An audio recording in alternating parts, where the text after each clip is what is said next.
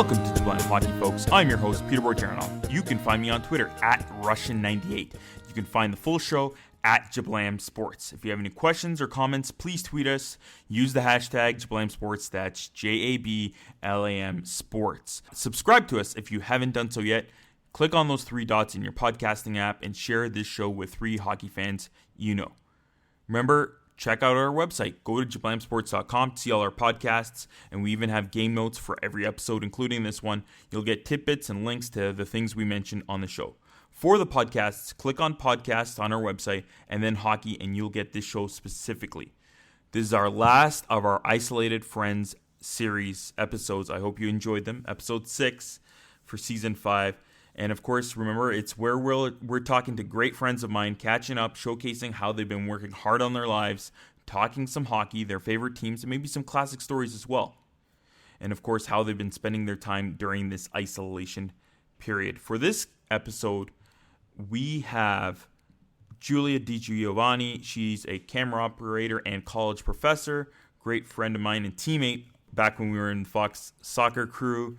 And she's still with BT and CityLine and Sportsnet and doing some great work teaching at Humber College. So she'll tell you all about that stuff, how she's been dealing with her isolation period, and of course, some Leafs and what we think about with the Leafs going on. And of course, also on this episode, we have my great friend Eric Morrison, who's a terrific lighting director and designer.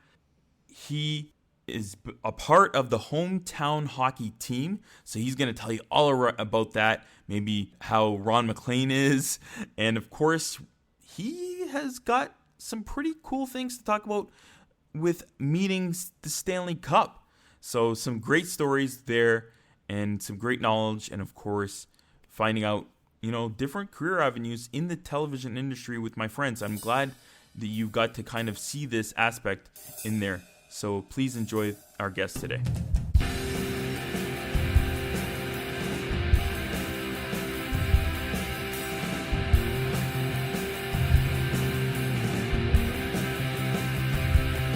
And time for some trending now. Logan, how's it going? I'm well. How is yourself? I'm pretty good. What's your Twitter handle again?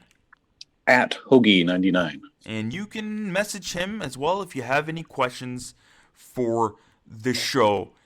Trending now, we're going to talk a little bit lighter subjects than we did last episode.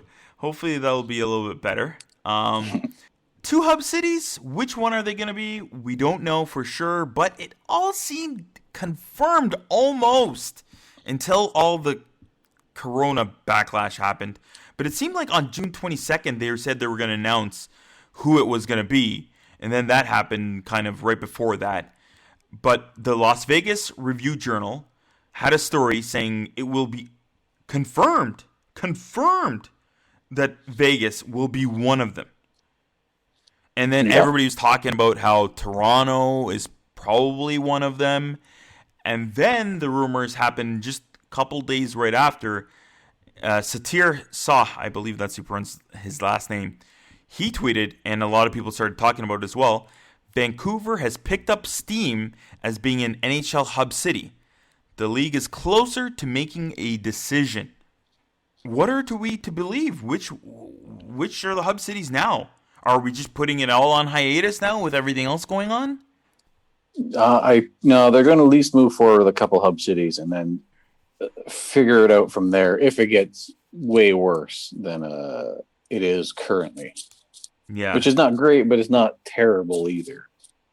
Well, training camps are set to open July 10th, and teams really are going to need to know, where are they going? Where are we sending players? Where is training camp exactly? And how are we getting ready? And what cities are we going to? How are we going to prepare? If we're all going, we have to prepare our families as well as everybody else. Management, players, training, staff. We talked about this, equipment staff, media has to be prepared. It looked like it was going to be maybe possibly Vegas and Toronto. Now Vancouver's thrown in. They've only cut out Columbus? That's the only thing I could find. I've heard they went down from 10 to 6, but Columbus was the only one that either leaked they were out or people found out about. So we'll find out, I guess. I'm guessing it's before you even listen to this episode, it'll probably be out there in terms of what the decision is for the hub cities. Vegas has always been the favorite, and the NHL apparently has spent money there, so they always kind of like to. They're a bit cheap in that, like they want to get their money's worth, essentially. So if they spend money in Vegas, then they're probably going to go there. I always said Toronto was probably on it because of the media. The media wants it here. The head office is here, so there's that bit of sense to that.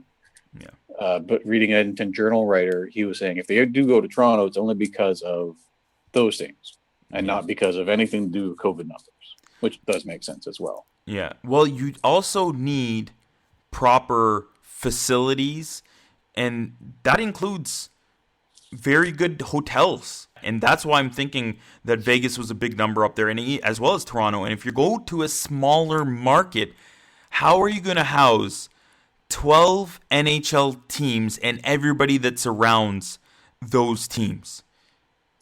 Well, at least in Edmonton, I can't speak for the other ones. Yeah. Their facilities are pretty much brand new. So everything's new. There's a practice rink right beside the actual rink. There's a hotel attached to it with a casino. Not the casino. Well, it might be running by then, I guess. But there are hotels in that area, in that ice district, that are fairly new and fairly revamped. But that was why Edmonton was probably on the list. Can they house that amount of personnel? True. It's not just the players. How many? 30? Or no, it's going to be like a 50-player roster, right? Yeah, the Black Aces is way expanded. It'd be like close to 80, 75 to 100 people, including media, including per team. Everything else. Per team. Yeah. And then, I don't know how many times it seems like they've delayed the Seattle franchise in terms of naming. I remember last year that it looked like they were going to announce it at the All-Star game, right? Is that when they kind of leaked it? That it was like, oh, it's gonna. It was like that. Seemed that like they tweeted that it was gonna be the name that I love, and it's the Kraken. And I was excited about it. And I was like, yes, the Kraken. It's gonna be great. And their fans are gonna be crackheads, and the females might be called something else. And they're also the fan. The stadium is gonna be the Crack House, and I don't know, but I would be a crackhead as well. A little bit. I would be excited. There's nothing wrong with Kraken, but I guess maybe if you're going to be crackheads, maybe they don't quite like that image. But yeah, and that's why they didn't want to go with anything poker related and gambling related with the Vegas name. So that's the reasoning behind maybe we don't go with Kraken. The other names that were pulled out there were Sockeyes, Totems, Metropolitan, Steelheads. Is there any name that you really liked, Logan? I like Sasquatches. Yeah, you like Sasquatch? that was. I think that would be apt. There was a nice drop of Murder Hornets. I don't know if they're all out in Seattle, but that was more of a timely thing. That the Murder Hornets were just a thing. Yeah, we don't want to do that, especially after we had like a murdering hornets, right? Recently, at the beginning of in the middle of the spring. Yeah. So was it only like a couple months ago? It seems like forever ago. Yeah, it seems like it was forever, but it was it was like just when the coronavirus really hit North America. One I thought was apt was Star Pucks, but Star Pucks. Interesting. Well, I think a lot of those names I really like a lot of them. But yeah, it just seems they keep on postponing, and it looks like they're gonna postpone it until the fall this time. So we'll see what happens. I know Lewicki said the reopening of the new arena at the Seattle Center should be finalized and ready for the time they do start in the following year. All right, let's get to interviews. First up, today's episode is Giulia Di Giovanni. She's a good pal of ours. She worked with us on the Fox Soccer crew. She's a camera operator and college professor. And if you want to know how to get into some of these programs and what you'll have to go through in television to get into a career, listen to Giulia. She has some great stuff to say as well, being a camera operator.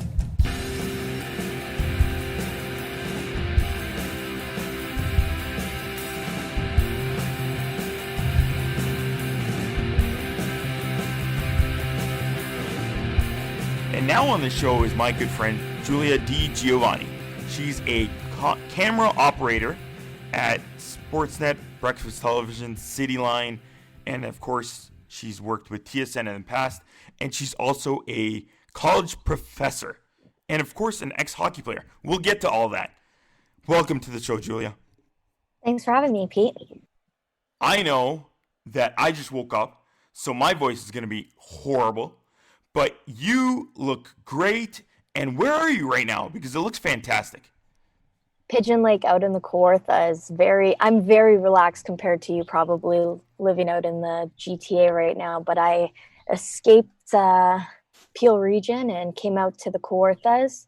My brother's a nurse right now at the Brampton Hospital, so while he's saving lives out there, I just decided to come kick back at the cottage.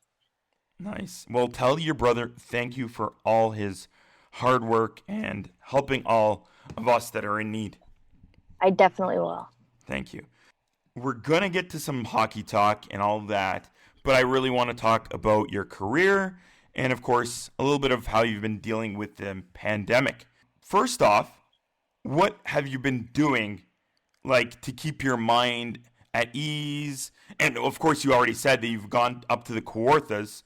Let's go back to, did you decide, okay, let's just go out of town, let's get out of the GTA and go out there? Yeah, pretty much. Obviously, I'm not getting too much work right now in the TV industry with, the isolation. So I decided to come out here, and pretty much my partner and I have just been doing yard work, a lot of fishing, just boating, going out swimming. I know everybody probably hates me right now listening to this, but I'm very fortunate to have this escape during this time. Wow, it looks fabulous back there. I can see how Giulia is right now, big smile on her face, a little bit of a tan, and the beautiful lake behind you. Oh my goodness. And of course, repping the Raptors. Yeah, Kawhi jersey there. Nice. Yeah. Did you celebrate like 2 days ago, I guess? I guess it was about 2 days ago when our anniversary of our first Raptors championship. No celebration or anything. I'm a little lost in the dates, so. Yeah, we all are. Where were you when the Raptors won? I was here. I was up in the Kawarthas, believe it or not. What? So you just, whenever anything crazy is going on, you're like, I'm getting out of here. I'm just going out of town. We have a big projector screen out here, so my partner and I came out here to watch the game and just partied, and yeah, we had a blast. Cool. All right, so we talked a little bit about work. Have you heard about any differences at work now during the pandemic? Well, right now at City TV, that's my primary place of work. Yep. They're not having as many camera operators in each studio, so just everybody's kind of been isolated to a different floor.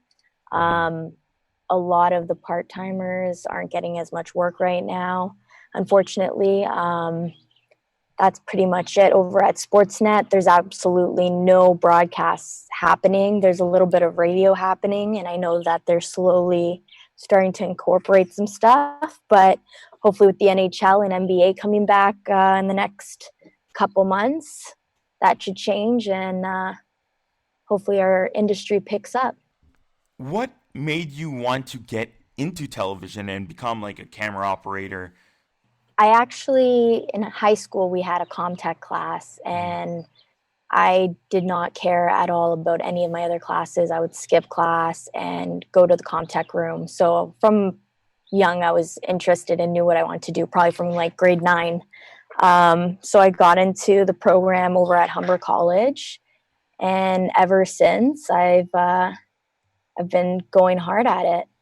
On top of all the hard work that you put in at BT, Cityline, over at City TV, you're also a college professor. Giulia, that's amazing. Well, first off, what made you choose to go back and give back to your alma mater, your college that you went and studied at, and be a professor? Actually, I was given the opportunity by my program coordinator that was there while I was at Humber. And I always knew that I was interested in teaching, but never really thought it would happen. I figured I would probably stay in the TV industry. But once I was given the opportunity, I've stuck with it ever since. And it's something that I'm really passionate about. It's very enjoyable. I feel like I learn things every day from the students, and I'm not only giving to them, but they're helping me, become more diverse in different things. I know I tried to get you on the podcast before, and you were saying you were doing a lot of meetings. How has college changed? I know that I've been looking to maybe go back and take some courses, and a lot of stuff is online now. And you're teaching camera and lighting and all that film work. What's going on? Let us know into Professor dealing with the pandemic and how things have been changed, any meetings that are going on, and what will the outlook in the courses look in the fall?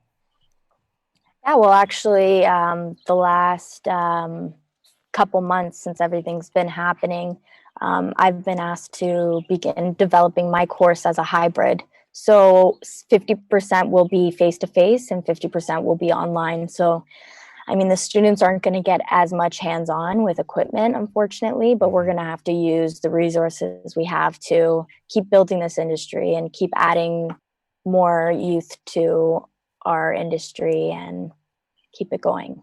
We didn't talk about it yet, but you are also from the same hometown as me, Brampton, Ontario. Do you know Tyler Seguin?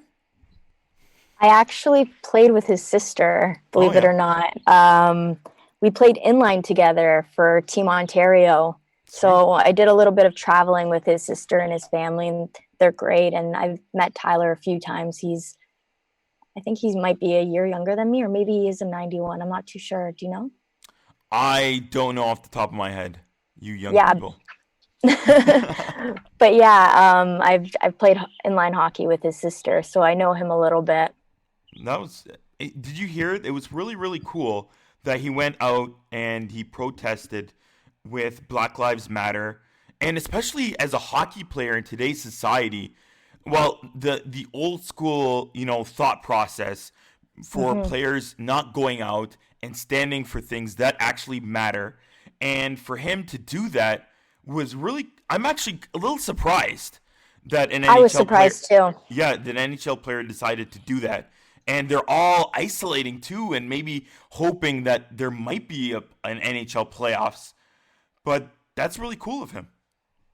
No, honestly, when I saw that on the internet, I was pretty impressed by Tyler's actions there, and I think the more players that stand up to that, they'll allow players from the NHL and the NBA to have their voices heard, because I think their platform is so huge and so important.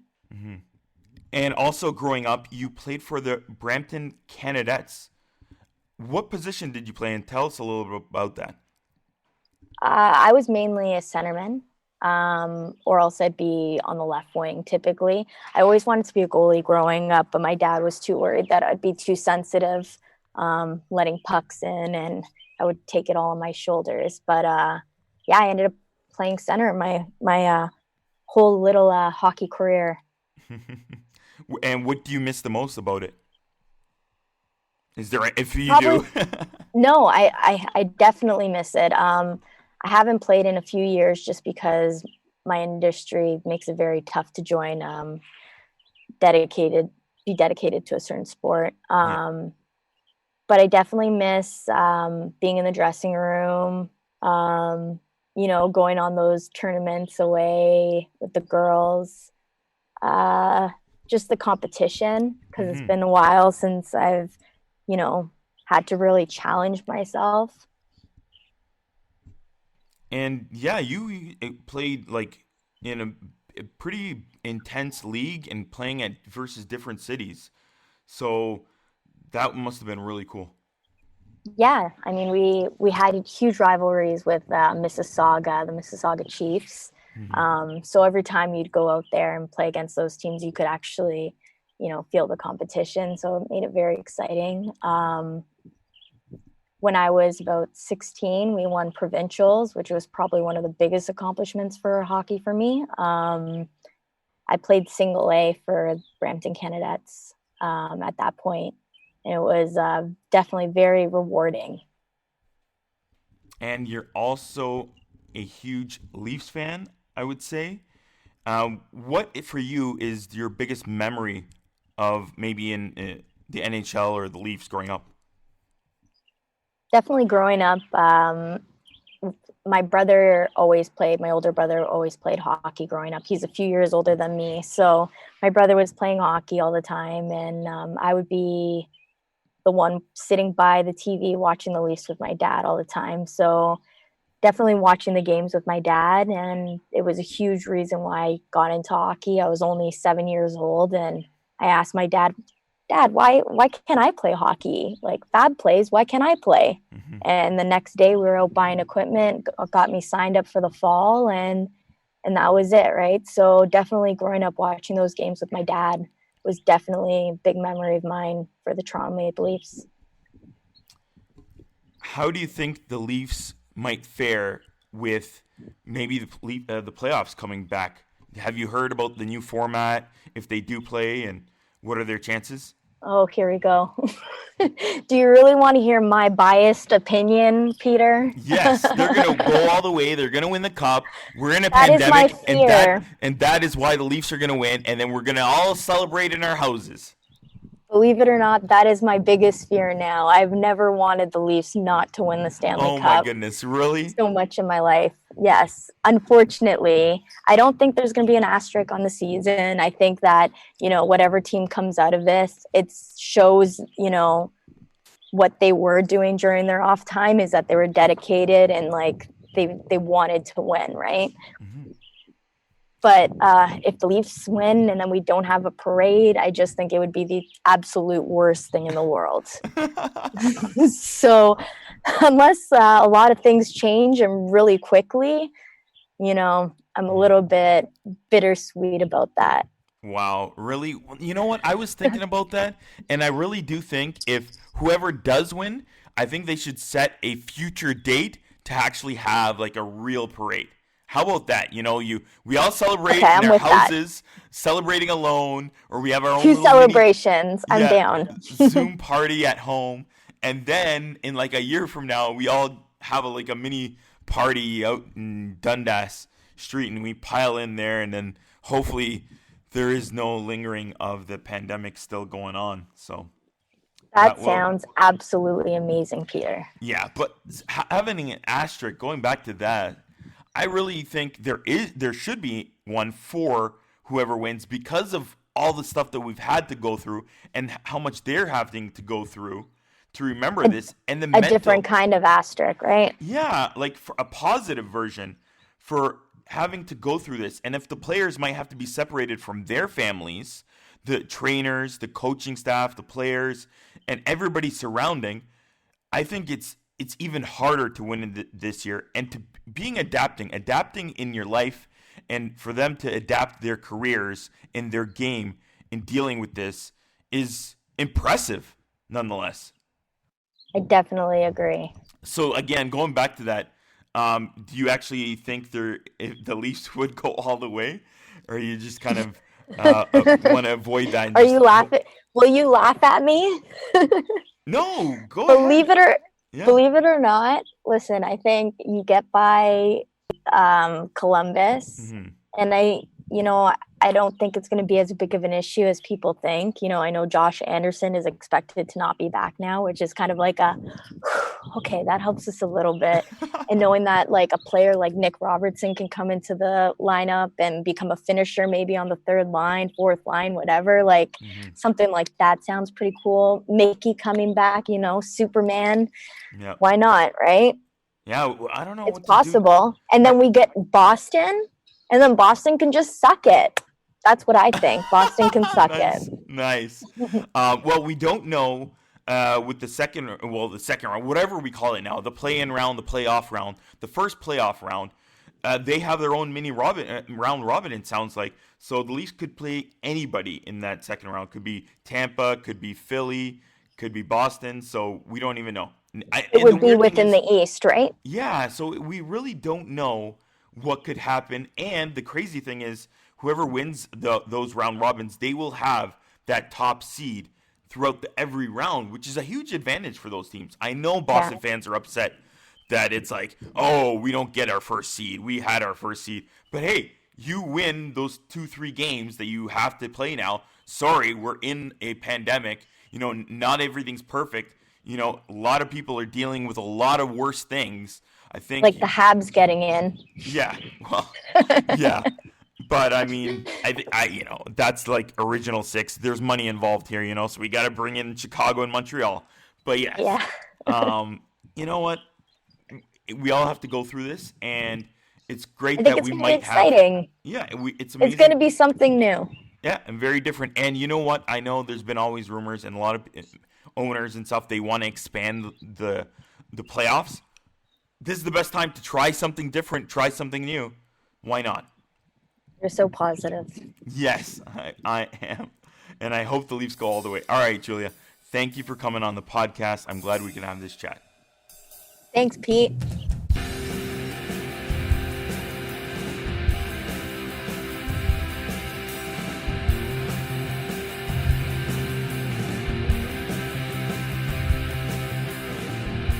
That was really good catching up with Giulia there. Man, I'm so jealous. She's way up there in the Kawarthas, enjoying a beautiful lake and patio and the weather out there. Damn you, Giulia. You're killing me over here. We're stuck in the GTA and you're enjoying everything out there. Wow. It was great catching up with her. But I'm so jealous. You should have seen. We were talking on Zoom and I could see everything in the background.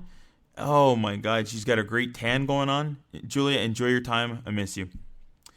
Next up, we have Eric Morrison, my good pal. He's so amazing at lighting. Seriously, I don't know if I mentioned enough, but it's great to hear how knowledgeable he is and how passionate he is with lighting. And again, in the game notes, I will post his link to his site if you want any information and any more knowledge or any help from Eric. Go to his website and check that out and enjoy the interview.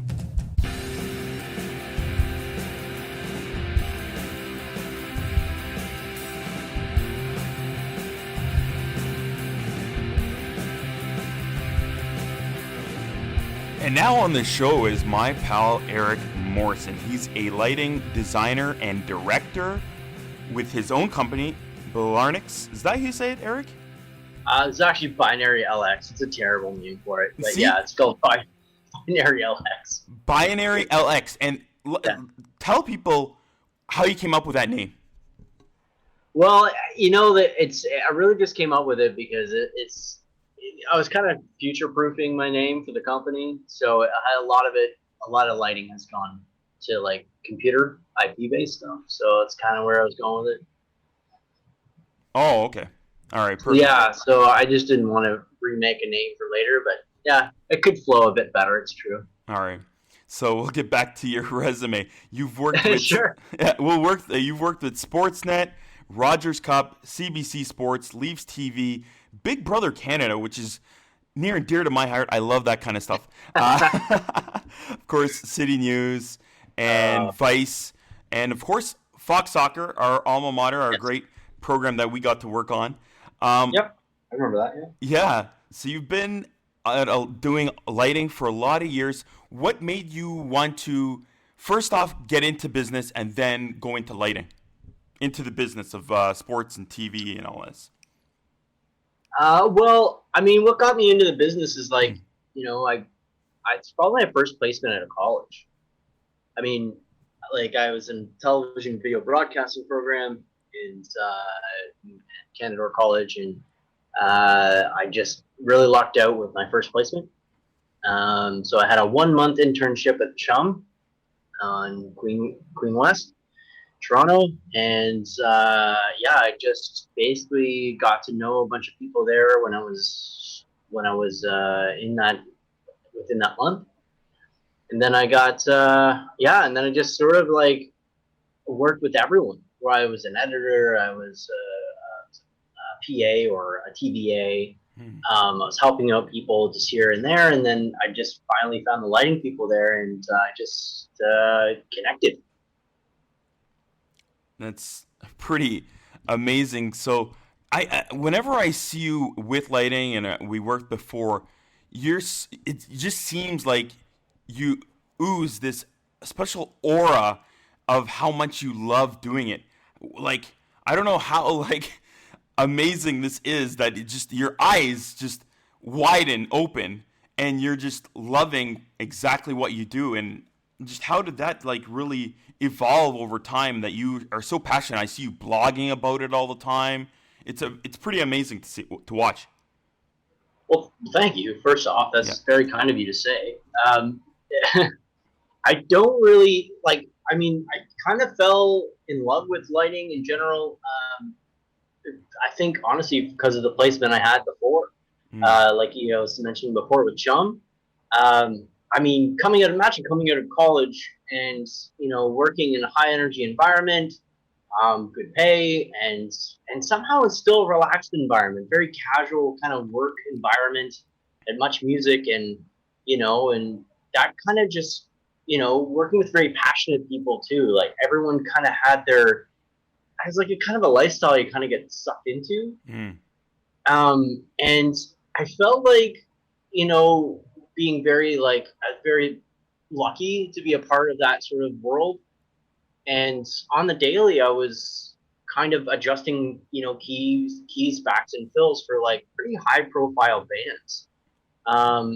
And in such an intimate, relaxed environment that I sort of saw the value in like good lighting and what it could do and what it added to a production. I think that's kind of why I fell in love with it. And describe, and you can nerd out, that's fine with me. Describe people exactly what it involves of being a lighting designer and director. Yeah. Okay. So like, there's a lighting designer and lighting director, are two different sort of like ways of going about it. The lighting designer typically starts from scratch.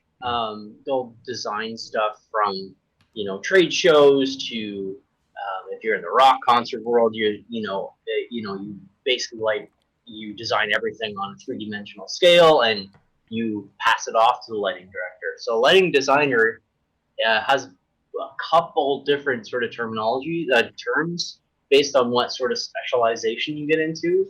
But for broadcast, for myself, lighting designers usually has to do with renovations, or you're starting a whole new studio and you work with set designers and you work with the producers, work with the producers for budget, work with the set designers within their budget, and you sort of come together and you design something with what you're able to spend, really, what your budget is. And you sort of make the best bang for your buck, really. So that's lighting designer from a broadcast side. Lighting director is something, it's kind of the term where you just kind of get what you get sometimes. You literally just go into a studio and they just want everything relit, or they want to repurpose what they have and they just want to make it work. And usually you just have to work with the materials that they have. Sometimes you get lucky and you can bring in your own equipment, or you can cross-rental gear that will, it's a kind of a one-off for them. But traditionally speaking, lighting director stuff usually comes into the capacity of just working with what they have, and not necessarily working alongside a set designer and stuff. It's more like just working with it. I see. So I'd say that would, does that make sense? Yeah, it makes a fair bit of sense for me. I know it's going to be hard for some of our listeners that are just hockey fans listening to pretty much some technical knowledge on the, how production works here, and a lot of our guests too during these isolated series.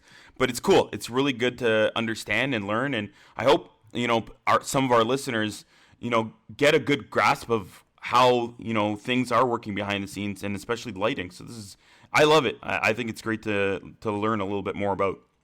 Cool. Now that we are in this bit of pandemic, how have things changed for you? COVID-19 has really affected not only my position, but a lot of people in events. From live production to recorded events to even bars and waitresses, anyone in the entertainment industry has been really hit hard. But I feel that it is a really great opportunity for an adjustment and to sort of see the opportunities that may be possibly out there. But me personally, it has really kind of thrown a wrench into my plans for sure. Yep. And like as I was mentioning, it's kind of good to rework some stuff. So I've been spending a lot of time, reworking my website, getting all my resources in line for that.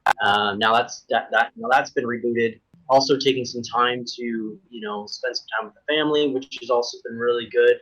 A lot of webinars. There's been a lot of webinars, a lot of podcasts, listening, and expanding my skills to certain areas that I, necessarily didn't have the time for before. And so that's what I would say. What's a really cool podcast out there that some of our listeners might like? I like Mark Maron. Okay. I've been listening to a lot of him. I think he's pretty funny. He's a little crass sometimes, but it's cool. I like his angle, the way that he goes about things. Yeah. I think during this pandemic, it's been really nice to listen to Stay Positive podcast, which is, it's kind of like hokey at first, but then you kind of just have it in your ear and you listen to it. It's been good to have during the pandemic, just to kind of remind you to sort of shift your view a little bit, just kind of deal with the situation. So yeah, I've been listening to a little bit of Robin Sharma, so he's chilled me out a little bit. So that's been good. It's good. Yeah, it is good. I did want to say congratulations, because you and your fiance do seem to have a baby on the way. Congratulations, Eric. Thank you. How are things going in terms of planning for that? I know this is the first time you're going to be a father and everything. Are you excited?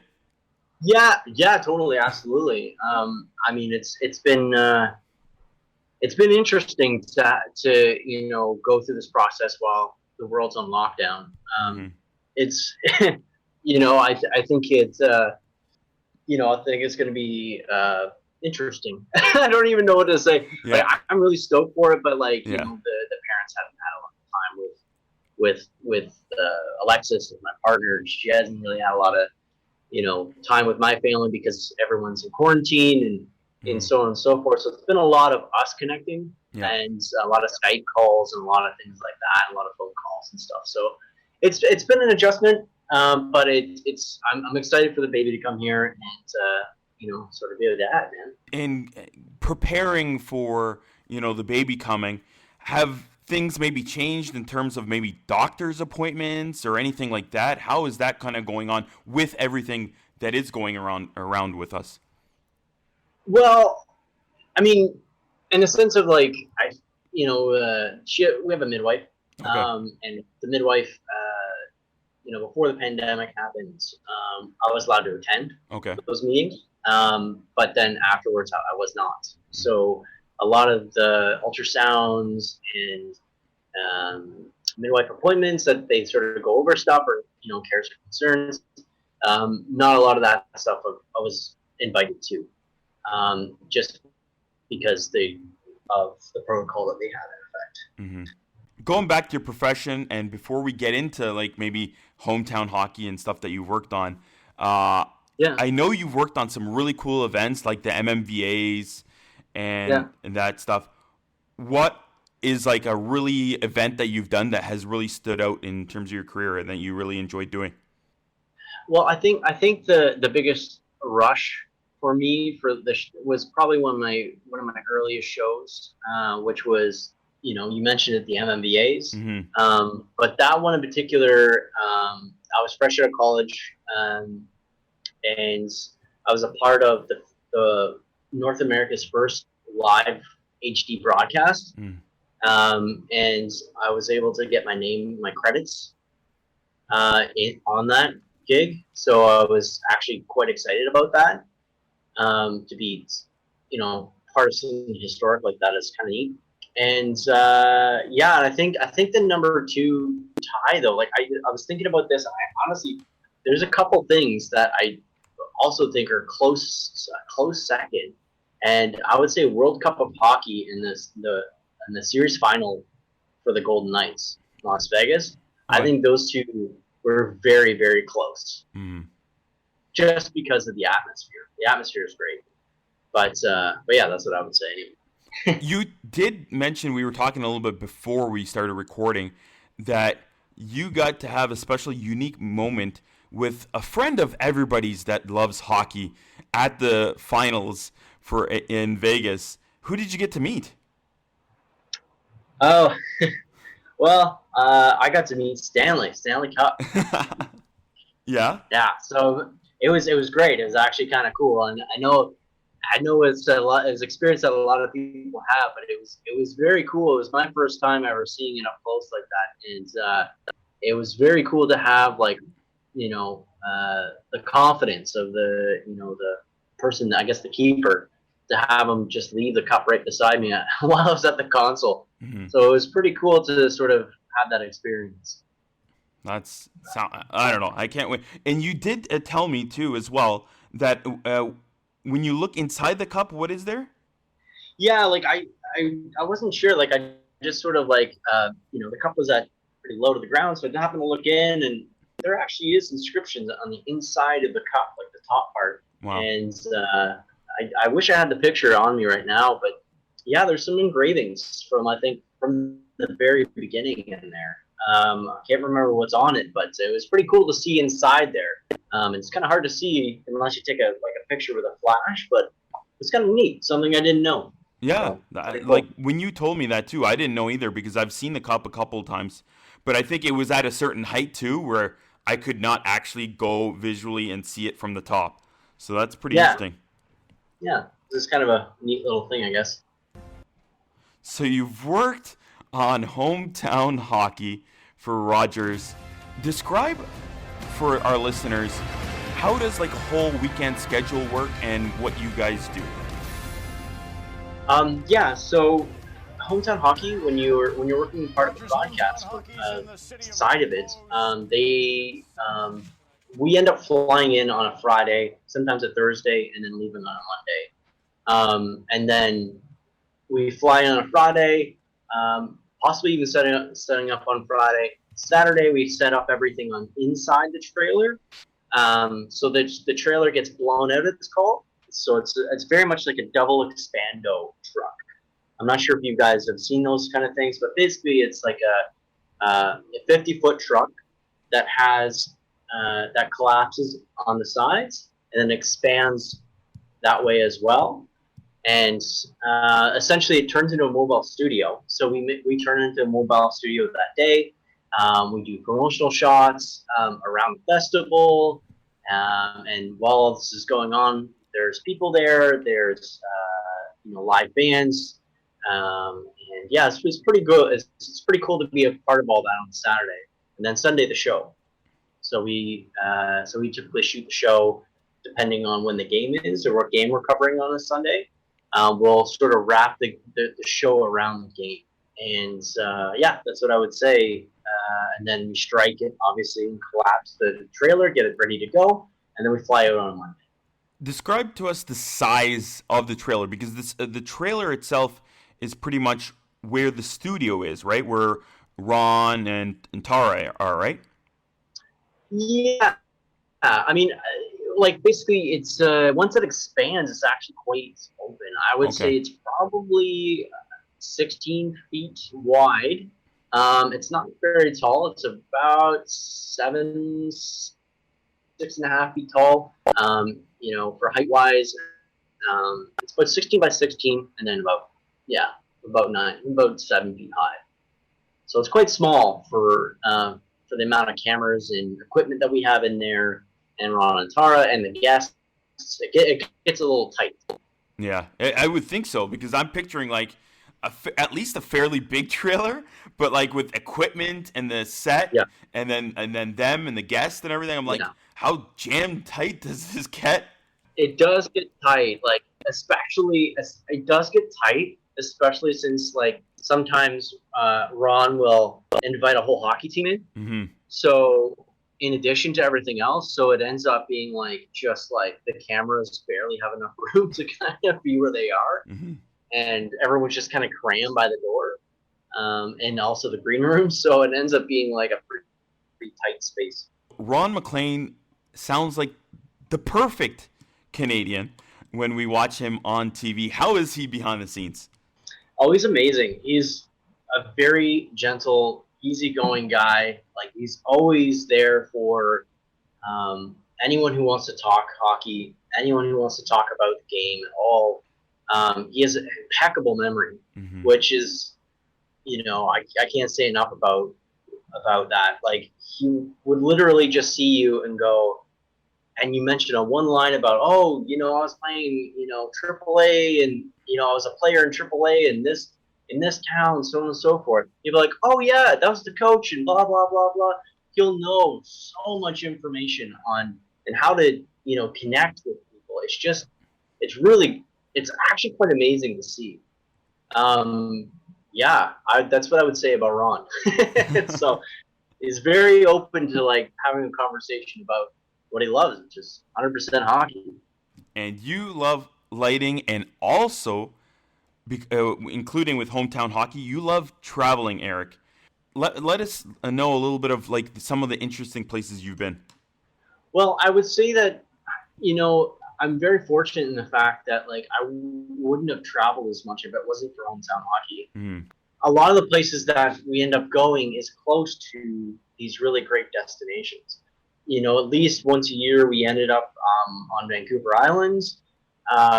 We're usually out west for at least a month or so. By out west, I mean BC. Mm-hmm. And yeah, it's really easy to sort of take an extra day or two instead of flying out on a Monday. Let's say you fly out on a Wednesday, which is probably cheaper for airfare, and then you just pay your own way for 2 days. You just basically travel. You get to see all these really great places, and and for me, it's hiking. I really like hiking in remote areas and just kind of seeing the scenery. So there's a lot there if you want to unpack that one. There's a lot of little places I can mention, but I don't want to bore you with those. No. Let us know like maybe one place you would recommend for the average listener. I mean, me personally, like I would say just booking, like trying to find a point on the map and just go to it. Mm-hmm. I mean, one of the favorite things I like to do when I'm going somewhere is look at like Google Maps, let's say, not necessarily the roads, but like the geographical layout of the area. And if there's a lot of forested area, there's a couple of roads that go there, and it's but it looks nice from that standpoint, and it's drivable. The odds are there's good trails, and the odds are that you're going to run into a community that you can really chat with, and they'd be less touristy, and it's just a really great way to experience Canada, and I feel like that's it's given me a new perspective on Canada for sure. All right, Eric. Thank you for your interesting stories and where you've gone and where you've been and where you've worked at. And thank you for coming on the podcast, Eric. Yeah, no problem, man. Cool. It was great catching with you, Eric. All right, you too, man.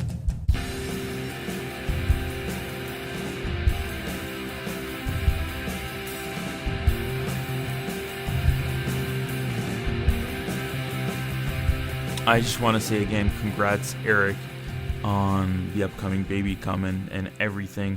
And when it's great catching up with you. It's really cool to hear the stories from Eric and with lighting and everything he's done for all the different places he's worked at, and especially hometown hockey, and how they kind of build their whole weekend and the whole schedule around hometown hockey whenever they go somewhere. So it's pretty cool and neat to hear about that. That's it for this episode on Giulia Sports Hockey. Go to GiuliaSports.com to see all our podcasts. And of course, to see this podcast specifically, click on podcasts and then Giulia Sports Hockey on it. And you'll get our game notes for this episode and, of course, info and links to things we mentioned in this show.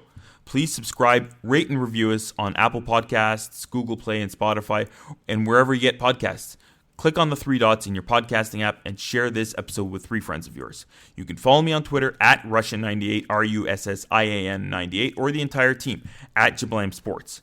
Also, if you like wrestling, check out our new wrestling podcast, Pro Wrestling Explode, brought to you by our team here at Giulia Sports. It's where Joey Pepperoni and I get into AEW, WWE, we recap, analyze recent matches, storylines, and pay-per-views. Of course, what else is in wrestling news. If you have any comments or questions on the show, you can tweet us with the hashtag Jablam Sports, JABLM Sports. Thank you, everyone. Gonna give a shout out to my pal, Jay Gerard. I know, Jay, you listen to some of these episodes, and you've always been there for me. A big IT support, but also just cheering me up when I'm down. Thank you for doing that. I've known we've had some great conversations on the phone, especially through this pandemic. I know we're all going through this, and even talking to my friends in these isolated episodes, we're all going through this. Everybody that's listening to this, we're all going through this. Stay strong, stay healthy, and wear a mask, folks. That's one thing I'm going to say. All right, that's it for this episode, everybody. To everyone out there, I'm giving you a virtual hug. Stay healthy.